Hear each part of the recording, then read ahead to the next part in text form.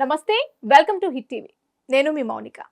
సమస్య సమస్య రాని మనిషి ఈ భూమి మీద ఉండడు. కానీ చిన్న చిన్న సమస్యలకి వారి జీవితాలను నాశనం చేసుకుంటున్న సందర్భాలు చాలా చూస్తున్నాం.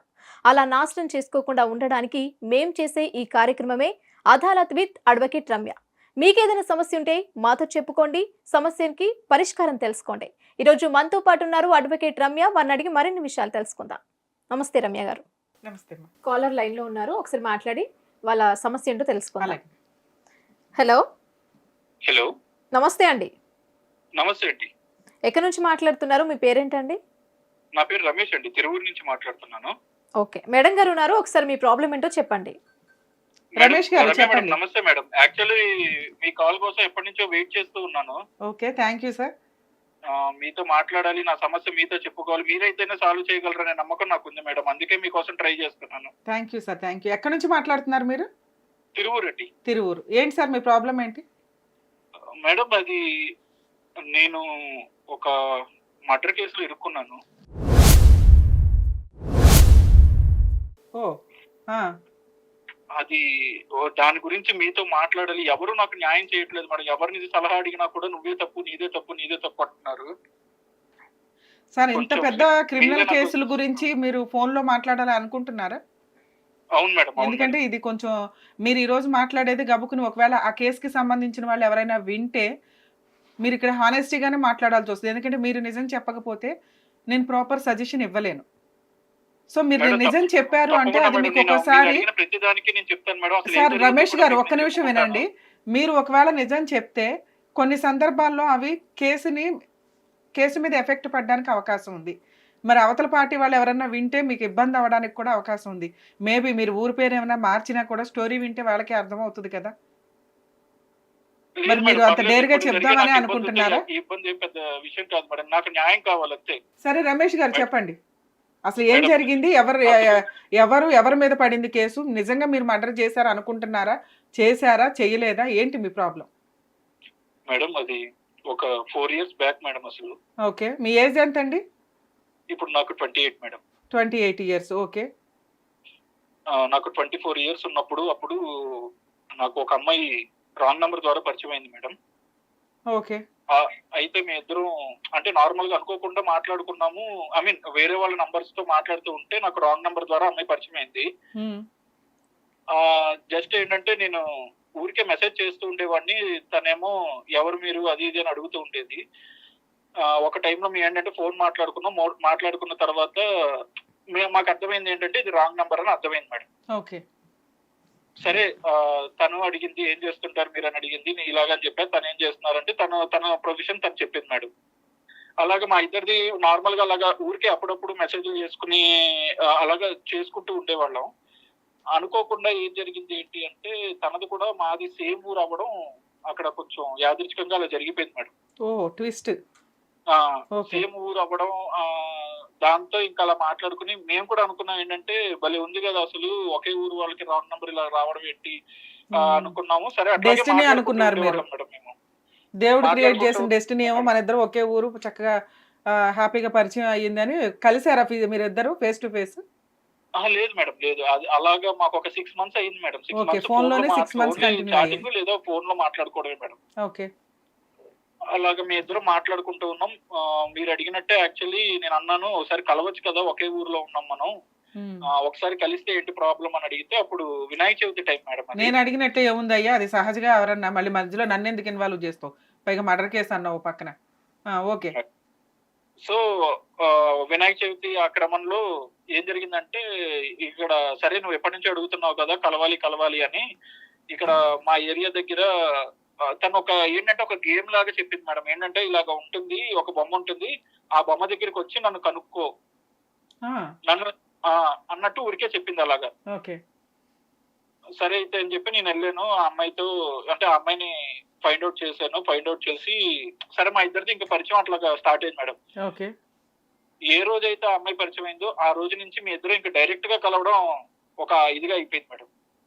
అప్పటికే 6 months నుంచి ఇద్దరికి ఫోన్ లో పరిచయం ఉంది కాబట్టి తర్వాత ఫేస్ టు ఫేస్ కలిసారు. ఇక అక్కడ నుంచి ఫ్రెండ్స్ అయ్యారా లేకపోతే డైరెక్ట్ గా లవర్స్ అయ్యారా? ఫ్రెండ్స్ అయ్యాం మేడం. ఫ్రెండ్స్ గా. ఓకే. ఆ అమ్మాయి ఏం చేస్తుంది, మీరేం చేస్తారు? ఏం మేడం? మీరేం వర్క్ చేస్తారో, అమ్మాయి ఏం చేస్తది? నేను 4 ఇయర్స్ ప్రైవేట్ బ్యాక్ జాబ్ అంటే మీరిద్దరు ప్రైవేట్ జాబ్ చదువులోనే చేస్తాను ఉండుంటారు. మేడం. ఆ అమ్మాయి కూడా ఒక మొబైల్ షాప్ లో వర్క్ చేస్తారు. మొబైల్ షాప్‌లో వర్క్స్. ఓకే. మీరేం అలా చేస్తారు? చేస్తారు. సార్ ఒకసారి వినిపించలా. నేను ప్రైవేట్ జాబ్ చేస్తాను మేడం. Private job. ఓకే. చెప్పండి. సో అట్లాగా మీ ఇద్దరం కలిసి తిరుగుతూ ఉండేవాళ్ళం. అయితే ఒకానొక టైంలో నా మొబైల్ పాడైపోయిందనమాట. హ్మ్. పాడైపోతే నేను తన దగ్గరికెళ్ళాను. తను నాకు ఒక మంచి మొబైల్ సజెస్ట్ చేసింది. ఓకే. మాది బానే వెళ్తోంది మేడం. ఫ్రెండ్‌షిప్ అంతా బాగా వెళ్తోంది. హ్మ్. ఆహ్, అంటే ఒకానొక టైంలో ఏం జరిగిందంటే అనుకోకుండా ఒకళ్ళ మీద ఒకళ్ళకి ఫీలింగ్స్ లాగా స్టార్ట్ అయినాయి మేడం. ఓకే. ఫ్రెండ్‌షిప్ కాస్త మీకు లవ్ కింద కన్వర్ట్ అవుతూ వచ్చింది. నెమ్మదిగా అది కన్వర్ట్ అవుతూ వచ్చింది. ఓకే. అది తన వైపు నుంచి జరిగిందా? నా వైపు నుంచి జరిగిందా? అయితే నాకు తెలీదు గానీ జస్ట్ నార్మల్‌గా ఆ ఫీలింగ్స్ అలా స్టార్ట్ అయినాయి. ఆ! తన వైపు నుంచి అవే టైప్ ఆఫ్ క్వెషన్స్ వచ్చేవి. ఒకవేళ నాలాంటి అమ్మాయి నీ లైఫ్‌లో ఉంటే ఏం చేస్తావు? అని ఆ అమ్మాయి వైపు నుంచి వచ్చేది. నేను కూడా నీలాంటి అమ్మాయి ఉంటే బాగా చూసుకుంటాను. ఇంత మంచిగా ఉన్నావు నువ్వు అది అని చెప్పి నేను చెప్పాను మేడం. ఓకే. అయితే వన్ ఫైన్ డే ఏం జరిగిందంటే తన బర్త్‌డే రోజు తనకి ప్రపోజ్ చేశాను మేడం. ఆ అమ్మాయి ఒప్పుకుంటుందా లేదా అని ఆలోచించకుండా ఆ అమ్మాయికి ప్రపోజ్ చేసేసాను నేను. ఫస్ట్ మీరే ప్రపోజ్ చేశారు. నేనే ప్రపోజ్ చేశాను మేడం. ఓకే. ప్రపోజ్ చేశాను. ప్రపోజ్ చేస్తే ఆ అమ్మాయి ఒక కండిషన్ పెట్టింది మేడం. ఏమని? ఇన్ని డేసు నాకంటూ సపోర్ట్ ఉన్నది మా బ్రదరే. హ్మ్. కాబట్టి మా బ్రదరు నిన్ను గనుక యాక్సెప్ట్ చేస్తే నేను కంపల్సరీ నిన్ను లవ్ చేస్తాను అని అంది.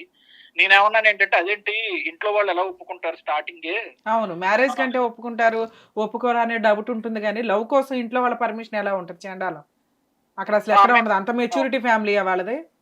అంటే ఆ అమ్మాయికి ఏంటంటే వాళ్ళ బ్రదరే అన్ని చూసుకుంటున్నారు కాబట్టి, సో మా బ్రదర్ అయితే ఒప్పుకుంటేనే నేను నిన్ను లవ్ చేస్తాను. నాకు నువ్వంటే ఇష్టమే. కాకపోతే ఏంటంటే నా బ్రదర్ చెప్తేనే నేను ఏదైనా ముందుకెళ్తాను అని చెప్పింది మేడం. ఓకే. సరే అని చెప్పి నేను యాక్సెప్ట్ చేశాను. వన్ డే మా బ్రదర్‌తో చెప్పేస్తున్నాను.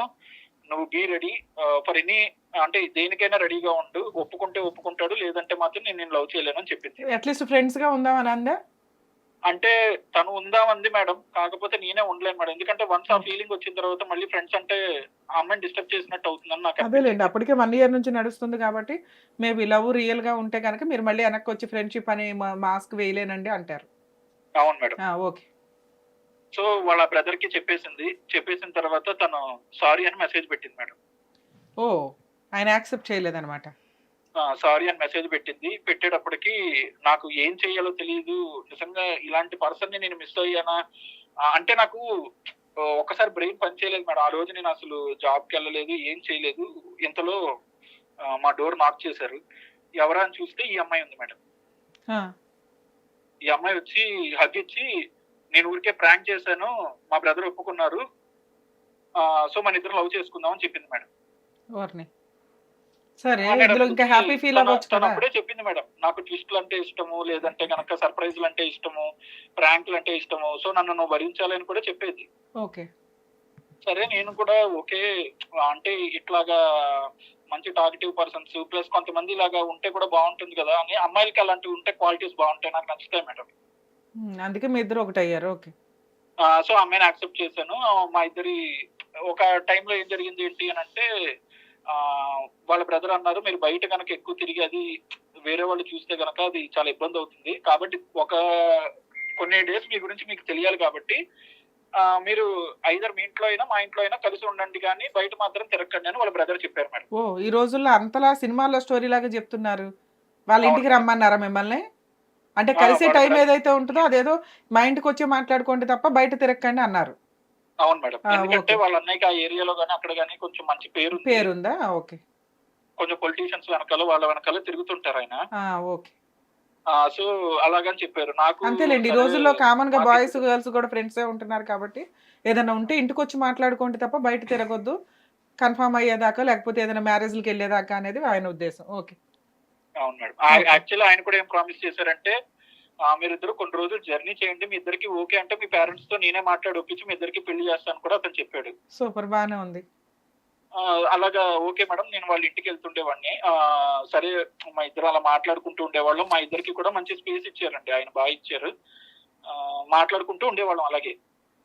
ఓకే. అయితే అయితే మేము లవ్‌లోకి వెళ్ళిన తర్వాత ఒక 6 మంత్స్ ఆ టైం తర్వాత నెమ్మదిగా తినలో చేంజ్ రావడం అది నాకు గమనించాను మేడం. అంటే ఏంటంటే ఊరికే కోప్పడిపోవడాలు.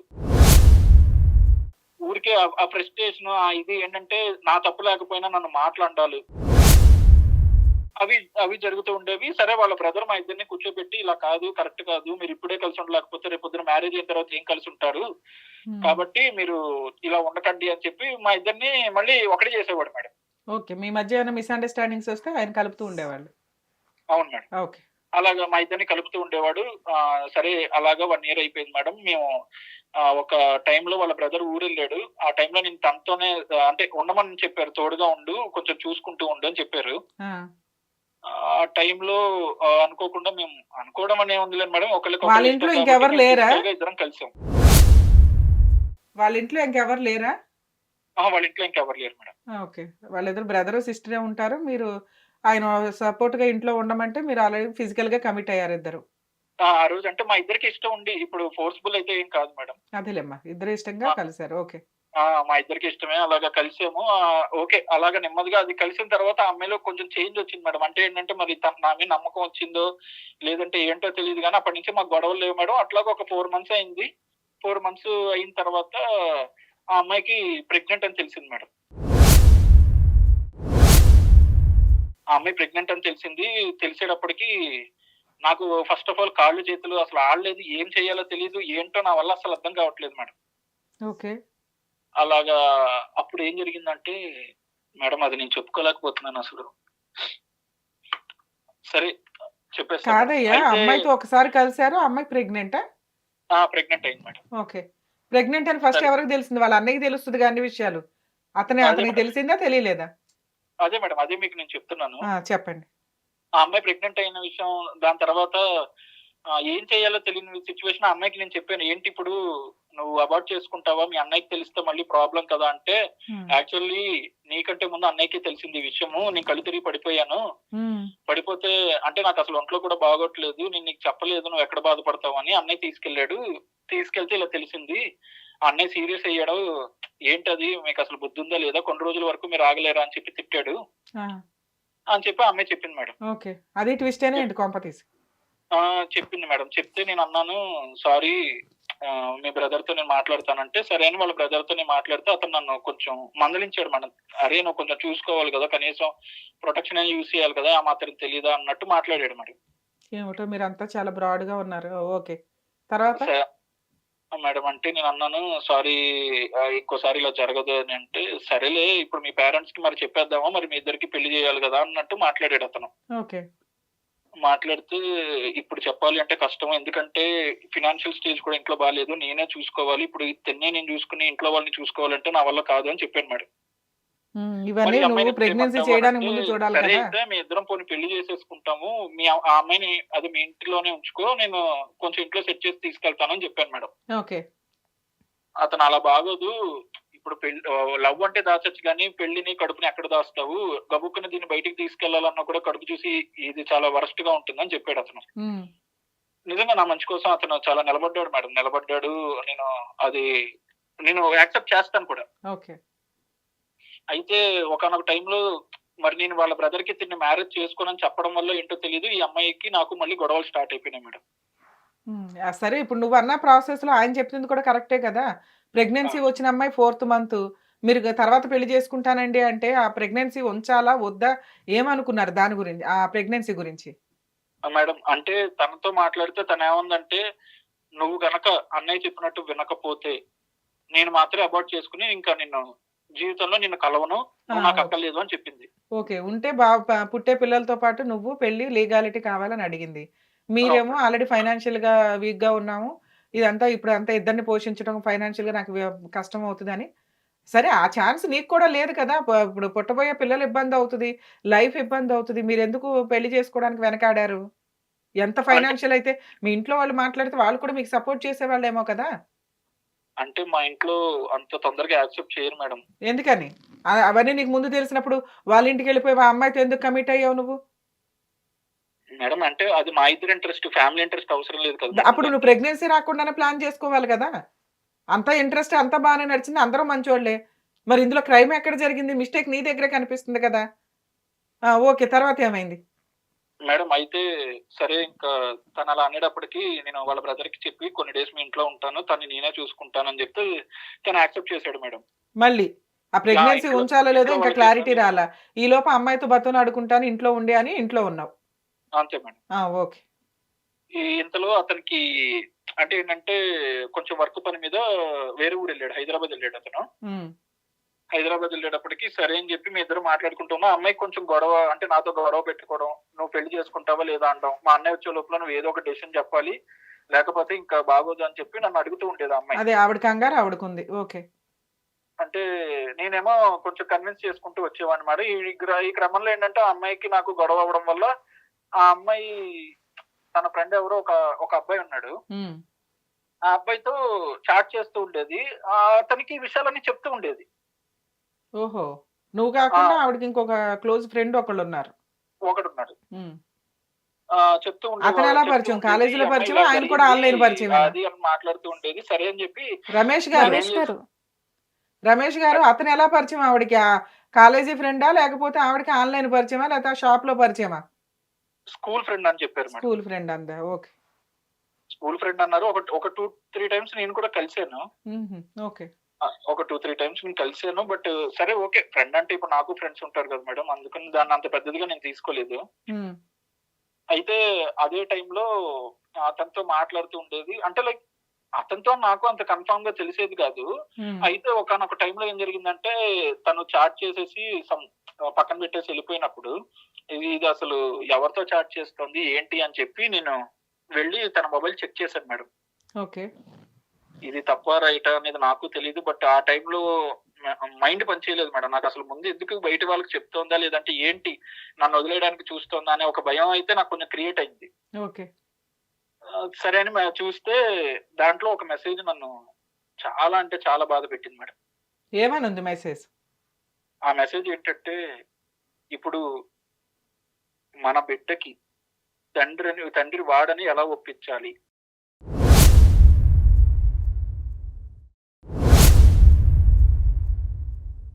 అని మెసేజ్ ఉంది మేడం. అనేటప్పటికి నాకసలు కాళ్ళు చేతులు ఆడలేదు మేడం. అప్పటిదాకా మాకే షాకింగ్‌గా నా ఉంది బిడ్డ నువ్వు చెప్తున్న మాట. నాక అది వాళ్ళ అది అన్నయ్యకి తెలీదా ఇంత భాగవతం? అదే మేడం. అంటే వాళ్ళ బ్రదర్‌కి తెలీదనే నేను అనుకుంటున్నాను. ఓకే. అయితే నేను ఆ మెసేజ్ చూసాను మేడం. నా హ్మ్. వల్ల కాలేకపోయింది. అంటే ఆ టైంలో ఎలా ఉంటుందంటంటే, మీకు కూడా తెలుస్తుంది కదా! ఆ సిట్యుయేషన్ ఎలా ఉంటుందనేది మీరు కూడా ఒక్కసారి ఆలోచించండి. అరే! ఇన్ని రోజులు నా బిడ్డ మేబీ ఓకే. గొడవలైనా ఏదైనా పెళ్లి చేసుకుంటే అది నా బిడ్డే కదా! బయటకొస్తుంది కదా! అని నేను వెయిట్ చేస్తూ ఉన్నాను. ఆ! ఇంతలో తన బిడ్డ అని ఎలా ఒప్పించాలి మనం అనే మెసేజ్ చూసేటప్పటికి నాకు నా చేతులు కాళ్ళు ఆగక అతని నంబర్ తీసుకున్నాను మేడం నేను. హ్మ్. ఆ నంబర్ తీసుకొని నేను వాడిని ఎలాగైనా కడిగేయాలి. లేదంటే వాడిని ఏదో ఒకటి చెయ్యాలి. అంటే నాకసలు అతను భూమి మీద ఉండడం ఇష్టం లేదు. ఓకే. వాళ్ళ ఫ్రెండ్ భూమి మీద ఉండడం ఇష్టం లేక నాకు ఆహ్, ఆ నంబర్ తీసుకొని నా దాంట్లో టైప్ చేశాను మేడం. హ్మ్. టైప్ చేస్తే ఆ నంబర్ వాళ్ళ బ్రదర్‌ది. క ఏంటయ్యా నువ్వు చెప్తున్న ట్విస్ట్‌లు? నాకసలు మీరు వింటుంటేనే మీకిలా ఉందనిపిస్తే మరి ఆ సిట్యుయేషన్ ఒక్కసారి మీరు ఊహించుకోండి మేడం. ఆ నంబరు వాళ్ళ ఫ్రెండ్ నాకు ఎవరైతే పరిచయం చేసిందో ఆ ఫ్రెండ్ పేరుతో వాళ్ళ బ్రదర్ నంబర్ పెట్టుకుంది మేడం. నాకసలు ఎలా అంటే ఒక ఒక టైప్ ఆఫ్ కోపం, పిచ్చి వాళ్ళ జస్ట్ ఆ నంబర్ పెట్టి నేను రింగ్ కొట్టగానే వాళ్ళ బ్రదర్ నేమ్ వచ్చింది మేడం నా ఫోన్‌లో. హ్మ్. నాకసలు అర్థం కాలే. ఏం చేస్తున్నాం అసలు ఏంటిది అని ఇంక ఇమ్మీడియేట్‌గా నాకు తెలిసిన విషయం ఆ అమ్మాయికి తెలిసిపోయింది మేడం. ఎట్లా తెలిసింది తెలిసిపోయి అమ్మాయికి? అంటే ఆ అమ్మాయిని నేనే అడిగేసాను మేడం. కోపంలో అడిగేసావు. ఓకే. అడిగేసాను. సరే అడిగేసాను. ఇంతకీ "నీ వాళ్ళిద్దరు బిడ్డకి తండ్రి ఎవడు? నిజంగా చెప్పు. సొంత ఎవడు నీ బిడ్డకి బ్రదరేనా తండ్రి అతను? అసలు? అతను సొంత మీ బ్రదరా? అన్నయ్యతో ఈ బిడ్డకి వాడిని ఎలా ఒప్పించాలని మీ అన్నయ్యని ఎలా అడుగుతావు?" హ్మ్. ఇదే క్వెషన్ నేను ఆ అమ్మాయిని అడిగాను మేడం. అతను సొంత బ్రదరా? లేకపోతే కజిన్ బ్రదరా?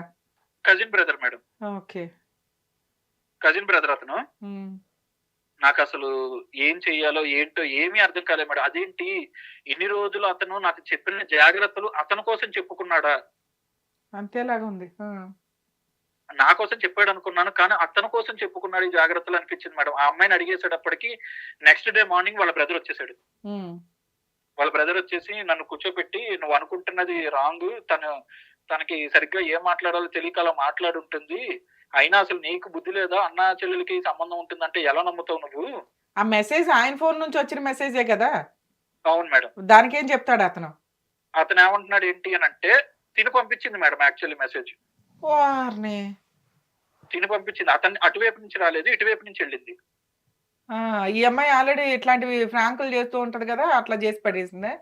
దీనికి సర్ప్రైజ్లు ఇష్టం అది అంటే అదే నేను ఏదో సర్ప్రైజ్. అనుకున్నా కానీ నాకే సర్ప్రైజ్, ఇంత పెద్ద సర్ప్రైజ్ ఇస్తుందని నేను అనుకోలేదు మేడం.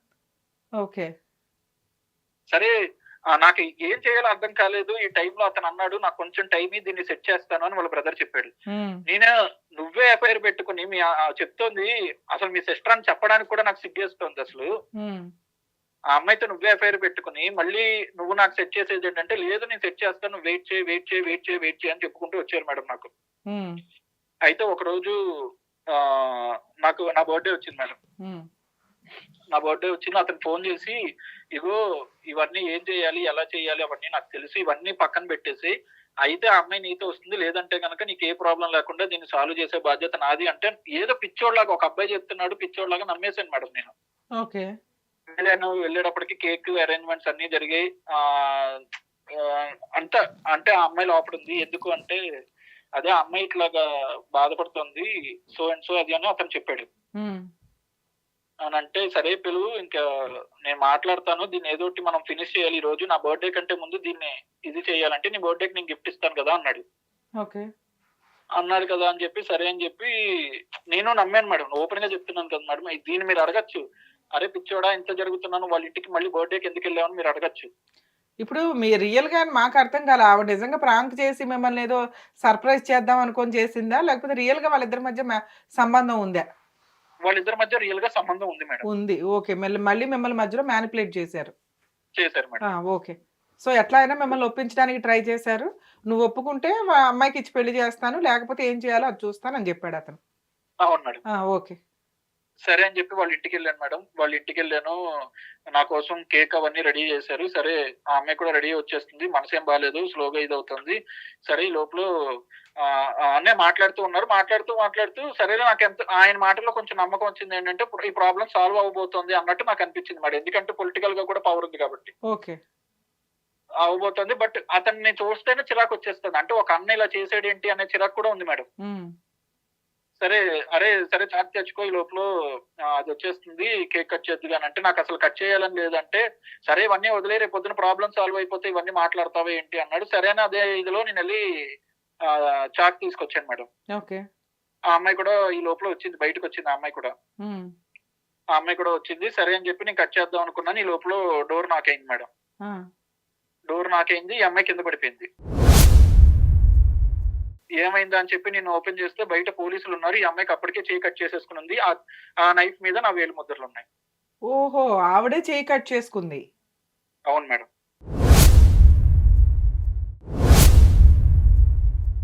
ఆ చేతి మీద ఆ నైఫ్ అవును, అసలు కేక్ కట్ చేయడానికి పదునైన కత్తిరి ఎందుకు అయ్యా? కేక్ తో పాటు ప్లాస్టిక్ చాకులు ఇస్తారు కదా మేడం. మరి ఆ చాకు ఎందుకు తీసుకొచ్చారు మీరు కిచెన్ లో నుంచి? అంటే కిచెన్ లో అదొకటే చాకు ఉంది మేడం. వాళ్ళు అన్నారు అతను వాళ్ళ బ్రదర్ తీసుకొచ్చి నీకు ఇచ్చాడు దీంతో కేక్ కట్ చేయించని.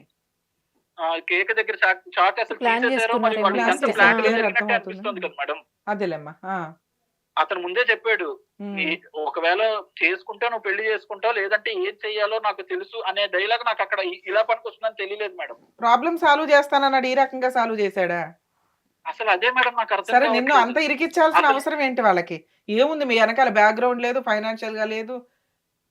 అంటే నన్ను భయపెట్టడానికి చేసే ప్రయత్నం లాగా ఉంది మేడం ఇది. మీకు ఇంకొంచెం ముందు మీకు ఇంకొకటి చెప్తాను మేడం. చెప్పండి. అతను ఏం చేశాడంటే, నన్ను ఆ పోలీసులు వచ్చి నన్ను నువ్వు ఇలా చేసావని నాతో మాట్లాడుతున్నప్పుడు, "సార్ ఇది నేను చేయలేదు సార్, మీరు చెప్పండి అంటే వాళ్ళిద్దరు అంటే తన కింద పడిపోయింది స్పృహ తప్పి, అప్పటికే కట్ చేసేసుకునింది. నేను చెప్పాను, "లేదండి అసలు నాకు సంబంధం లేదు" అంటే, కళ్ళ ముందు కనిపిస్తుంది కదా. అతనేమో చెప్పాడు, "ఈ వీడియో చేశాడు, ఆ అమ్మాయి కడుపు చేసి పెళ్లి చేసుకోమంటే వచ్చి ఇలా చేశాడు, పెళ్లి చేసుకోకుండా చంపేద్దామని చూశాడు" అని చెప్పి అతను చెప్పాడు. ఓకే. అసలు అసలు ప్రూఫ్లు ఏమైనా ఉన్నాయంటే అది చూపించండి, చెయ్యండి అని అంటే, నాకు ఇక్కడ అసలు విస్తుపోయే నిజాలు ఒకటి కనిపించాయి మేడం. ఏంటి? ఆ అమ్మాయి నేను ఒక ప్రైవేట్ గా ఉన్నప్పుడు, ఆ అమ్మాయి యాక్చువల్లీ న్యూడ్ గా ఉన్నప్పుడు ఇతను ఏం చేశాడంటే, నా ఫోన్ లోంచి ఆ అమ్మాయికి ఫోటోలు తీసి, ఆ ఫోటోలు కూడా ఎలా తీశాడు, ఆ అమ్మాయి భయపడుతున్నట్టు ఆ అమ్మాయి నుంచి ఫోటోలు తీశాడు. అప్పుడు నేను వాష్రూమ్ లో ఉన్నాను యాక్చువల్లీ. ఓకే. ఓకే. ఆ ఫోటోలు నా ఫోన్ లోంచి తీసి హ్మ్. అవి ప్రూఫ్లుగా చూపించాడు. ఈ అమ్మాయిని ఇలాగ న్యూడ్ గా ఉండి అందరి దగ్గరికి అదే నేను చెప్పింది అడిగింది చేయకపోతే కనుక ఈ ఫోటోలు అందరికి పంపిస్తానని బెదిరిస్తున్నాడు. ఆ ఫోటోలో చూడండి ఆ అమ్మాయి భయపడుతూ ఉంది. ఓకే. హ్మ్. నాకు అర్థం కాలేదు మేడం అసలు. హ్మ్. అసలు ఏంటిది? ఏం జరుగుతుంది? నిజంగా నేను ప్రేమించిన అమ్మాయేనా తిను? మాకు సపోర్ట్ చేసిన బ్రదరేనా ఇతను? నన్నెందుకు ఇంత ట్రాప్ చేయాలి? ఏంటి? అది అనుకున్నప్పుడు తర్వాత కొన్ని రోజులకి దేవుడి దయ వల్ల అంటే అది ఏం జరిగింది ఏంటో తెలియదు కానీ మేడం, నన్ను అరెస్ట్ చేయకుండా అయితే కొంచెం మా పేరెంట్స్ వరకు ఈ విషయం వెళ్ళింది. ఆ! మా పేరెంట్స్ ఆ అమ్మాయి వాళ్ళ కాళ్ళ మీద పడి మా అబ్బాయి చేశాడో లేదో ఇవన్నీ మాకు తెలీదు. పోలీసుల వరకు వెళ్తే వాళ్ళ నాన్న బతకడోది అని చెప్తే వాళ్ళు సరే కొన్ని రోజులు కేసు వరకు లేకుండా కొంచెం వాళ్ళు ఆపారు మేడం. ఓకే. ఆపారు. కానీ ఇది వాళ్ళు కోర్టులో వేశారు మేడం. ప్రైవేట్ కంప్లెయింట్ ఫైల్ చేశారు వాళ్ళు. ఫైల్ చేశారు మేడం. ఓకే అమ్మా. హ్మ్. ఇట్లాగా ఇతను ఈ అమ్మాయిని మొలాస్ట్ చేశాడు. అట్ ఎ అదే. టైం ఇగోండి ఇలాగ ఫోటోలు తీసి బెదిరిస్తున్నాడు. హ్మ్.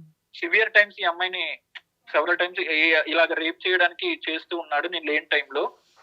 ఓకే. ఇప్పుడు మీరు సో మీకే ఇప్పుడు మీ ఆ మీద అమ్మాయిని చంపడానికి కూడా ప్రయత్నించాడని చెప్పి ఆ అమ్మాయి కట్ చేసుకున్న దాన్ని కూడా చూపించి యాక్చువల్ ఆ నైఫ్ మీద నా వేలి ముద్రలు ఉండేలాగా ప్లాన్ చేశారు మేడం. అదేలేమ్మా అర్థమైంది. ఓకే. ఇప్పుడు మీ మీద ఒక ఎఫ్ఐఆర్ ఏమన్నా రిజిస్టర్ అయిందా? అవ్వలేదా? అయింది మేడం. ఎఫ్ఐఆర్ అయ్యింది. ఓకే. అయింది. సో ఇప్పుడు మీరు ఈ కేసు నుంచి ఎలా బయటపడతారు ఏంటనేది మీ డౌటా? అవును మేడం. నేను అసలు తప్పు చేయలేదు మేడం. ప్లీజ్ మేడం నన్ను అర్థం చేసుకో. ఏడవకండి రమేష్ గారు, మేడం చెప్తారు, వినండి ఒకసారి. రమేష్ గారు ఇప్పుడు మీరు చెప్పినవన్నీ నిజాలే అయితే, ఇది మర్డర్ కేస్ కాదండి. మీరు తెలియక అదే మర్డర్ కేస్ అన్నట్టు మాట్లాడారు. ఇవి యాక్చువల్‌గా చాలా కేసెస్‌లో ఈ చీటింగ్‌లకి వీటికి సంబంధించి నడుస్తున్న వ్యవహారం. మేబీ వాళ్ళు ప్రైవేట్ కంప్లెయింట్ పోలీసులు ఎందుకు తీసుకోలేదు అంటే, ఇలాంటి కేసు పూర్తిగా విన్న తర్వాత జనాలకి గాని, పోలీసులకి గాని, కోర్టుకి గాని, లాయర్‌లకి గాని, జడ్జెస్‌కి గాని అర్థమవుతది. కేస్ ఏంటి అని. కానీ ఎప్పుడు కూడా ఎవిడెన్స్ మీదే డిపెండ్ అయ్యి ఉంటాయి జడ్జిమెంట్స్ గాని, కేస్‌ని ఎట్లా నడిపించాలి అని. మీరు అక్కడ ఆ సిట్యుయేషన్‌లో ఉన్న పోలీసులకి సీన్ అర్థమయ్యింది. ఆ అమ్మాయి ఇతన్ని ట్రాప్ చేసింది. ట్రాప్ చేసే వ్యక్తిని ఆటోమేటిక్‌గా ఫోర్స్‌బుల్‌గా మ్యారేజ్ చేసుకోవడం కోసమని బ్లాక్‌మెయిల్ చేస్తున్నారు అని. అందుకే వాళ్ళు కేసు రిజిస్టర్ చేయల. మీకు అప్పుడే ఒక ధైర్యం రావాలి. మీరు బాధపడాల్సిన అవసరమే లేదు. ఎందుకంటే వాళ్ళు మీ మీద వేసినది ఒక ఫాల్స్ కేసు. ఆ కేసుని ప్రూవ్ చేయాలంటే కూడా వాళ్ళకి చాలా టైం పడతది. ఈ కేసులో ఉన్న మీకున్న ప్లస్ పాయింట్స్, వాళ్ళకున్న లూప్ హోల్స్ చెప్తాను. ఒకసారి వినండి సార్. మీరసలు భయపడాల్సిన అవసరమే లేదు. ఎందుకు అంటే, అక్కడ వాళ్ళు చేసిన మెయిన్ మిస్టేక్స్ ఒకవేళ వాళ్ళు పోలీసులు కేసు తీసుకోలేదు కాబట్టి కామన్‌గా ప్రైవేట్ కంప్లెయింట్ ఫైల్ చేస్తారు. ప్రైవేట్ కంప్లెయింట్ కూడా పోలీసులు డైరెక్షన్ ఇస్తారు. ఎందుకంటే కోర్ట్‌కి తెలియదు కదా! పోలీసులకి డైరెక్షన్ ఇస్తారు కోర్టు. నిజానిజాలు కనుక్కొని ఎఫ్ఐఆర్ చేయండి అని. ఎఫ్ఐఆర్ తర్వాత ఇన్వెస్టిగేషన్ ఉంటదండి. అది చార్జ్ షీట్ అవ్వడానికి. అందులో ఏం సెక్షన్స్ పెట్టాలి ఏంటనేది పోలీసులు డిసైడ్ చేసి కోర్ట్‌కి రిపోర్ట్ సబ్మిట్ చేస్తారు. అప్పుడు సగం నిజాలు బయటకొస్తాయి. సో, మీరు అప్పటిదాకా కాస్త వెయిట్ చేయండి కంగారు పడకుండా.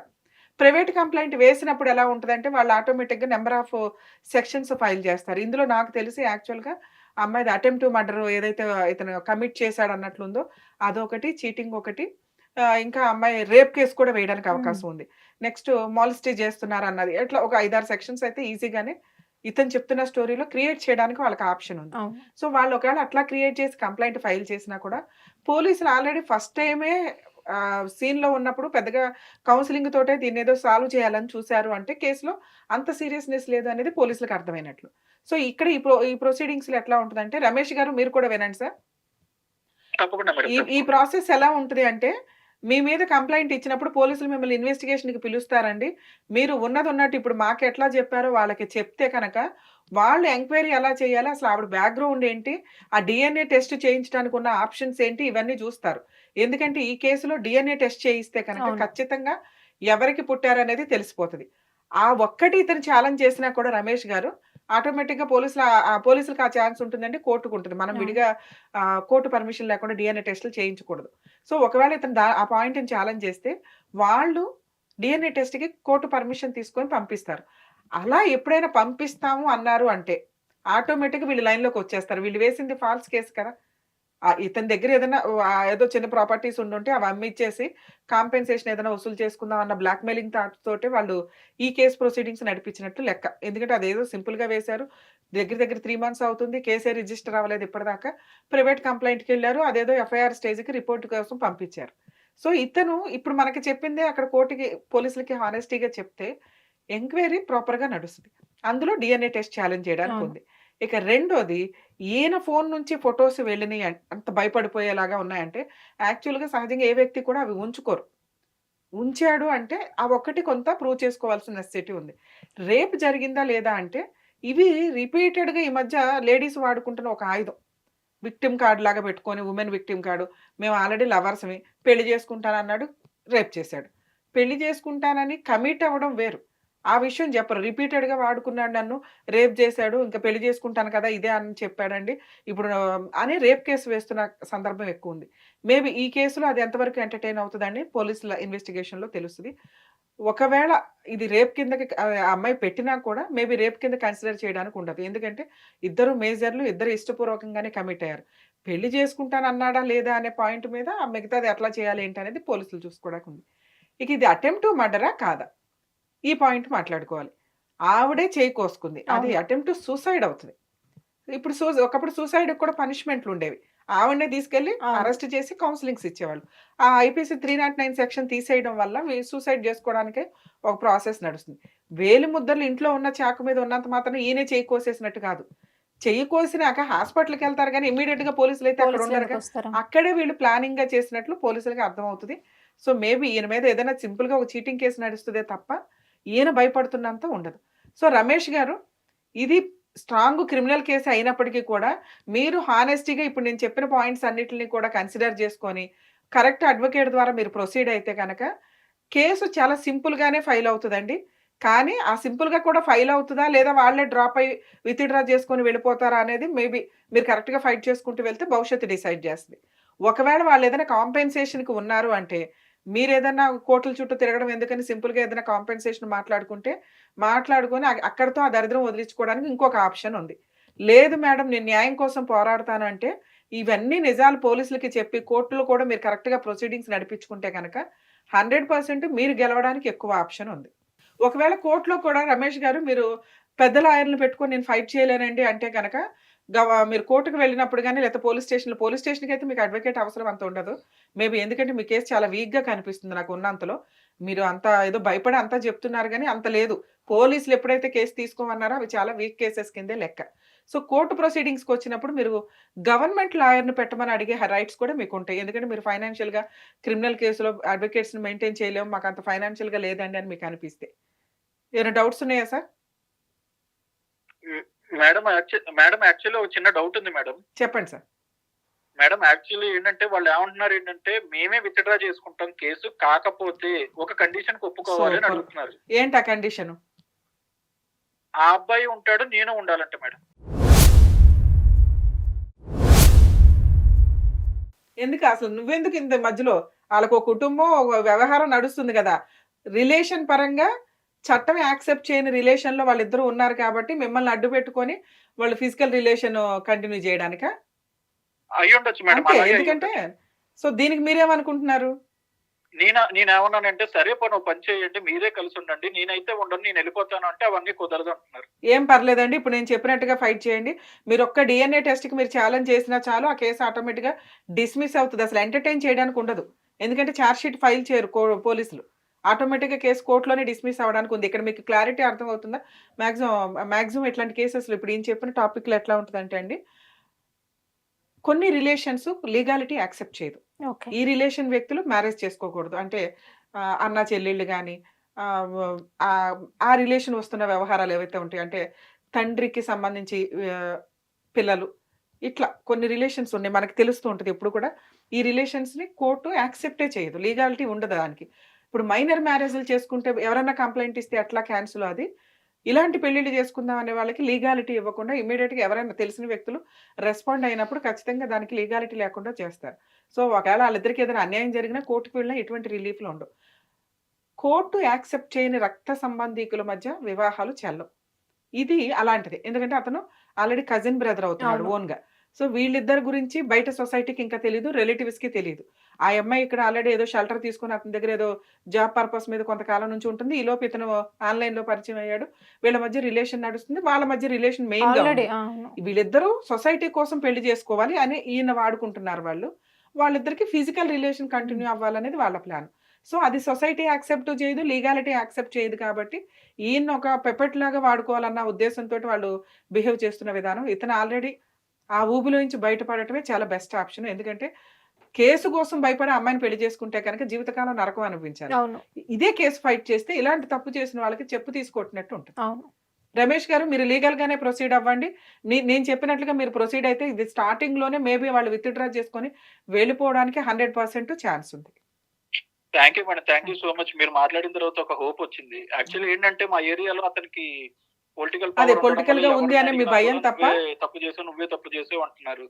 ఇందులో తప్పేమీ లేదమ్మా. ఆల్రెడీ మీరు ఒక హానెస్ట్గా ఒక అమ్మాయిని లవ్ చేశారు, వాళ్ళే మిమ్మల్ని చీట్ చేశారు. అసలు రివర్స్ అయితే మీకంటూ లా అంటూ ఉంటే కనుక మీరే అసలు ఎదురు రివర్స్ కేసు వేసేవాళ్ళు.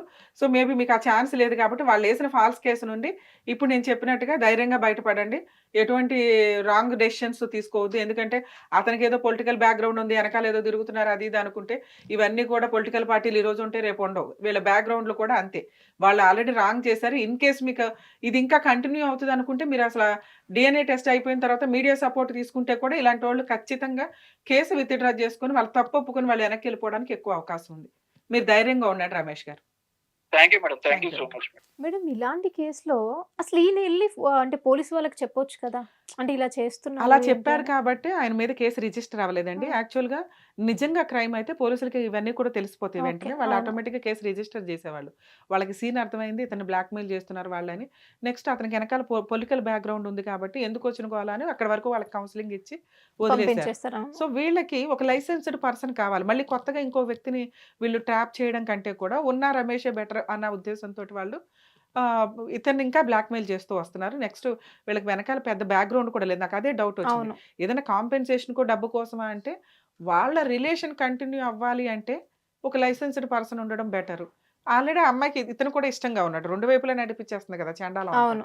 ఆ చండాలంలో ఇతను బలిపశువు అయ్యాడు ఒక రకంగా. ఇట్లాంటి వ్యక్తితో కంటిన్యూ అవడం కంటే కూడా అతను కొంచెం ధైర్యంగా లీగాలిటీని వాడుకుంటే అతనికి 100% న్యాయం జరిగింది. చూసారు కదండి రమ్య గారు ఇచ్చినటువంటి సూచనలు. మీకు ఇలాంటి సమస్యలు ఉంటే ఈ నెంబర్కి కాల్ చేసి మీ ప్రాబ్లమ్ని షేర్ చేసుకోవచ్చు. హిట్ టీవీ యాప్, ఇందులో short news, live news, entertainment shows, movies, digital magazines తో పాటు మీ జిల్లా వార్తలను కూడా ఫ్రీగా చూడొచ్చు. ఇంకెందుకు ఆలస్యం, వెంటనే హిట్ టీవీ యాప్ ని డౌన్లోడ్ చేసుకుని ఫ్రీగా ఎంటర్టైన్మెంట్ పొందండి. Hit TV app. Hit TV app. Please download hit TV app. Hit TV app ని ఫ్రీగా డౌన్లోడ్ చేసుకుని ఎంజాయ్ చేయండి. మీకు నచ్చిన ఎంటర్టైన్మెంట్ కోసం హిట్ టీవీ యాప్ ని ఫ్రీగా డౌన్లోడ్ చేసుకుని ఎంజాయ్ చేయండి. హిట్ టీవీ యాప్ ని డౌన్లోడ్ చేసుకుని ఆస్వాదించండి, ఆశీర్వదించండి. ఇంతమంది సెలబ్రిటీలు హిట్ టీవీ యాప్ ని డౌన్లోడ్ చేసుకోండి అని చెప్తున్నారంటే ఎంత మంచి యాప్ ఆలోచించండి. అమెరికా అమెరికా అమెరికా అమెరికాలో చదవాలనుకునే వాళ్ళకి విశ్వసనీయమైన పేరు మన శౌర్య కన్సల్టెన్సీ.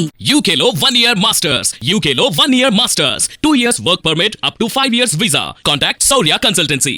Contact 89851 89851.